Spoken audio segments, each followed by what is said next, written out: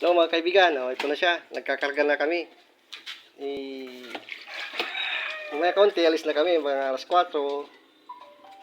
Dalawang branch to, kaibigan. Sa Katigan saka sa mga Tarong. Patok na pulutan dito sa amin to, mga kaibigan. Kaya kung matikman mo to, kaibigan, sigurado. Babalik at babalik ka. Sobrang sarap niyan.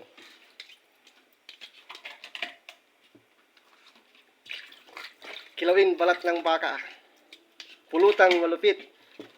Ang tarpaulin ko po dyan na nakalagay, pulutang malupit. Ang pangalan niya po.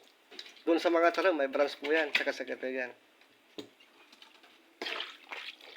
Dabis na pulutan po to, mga kaibigan. Kaya try nyong bumili.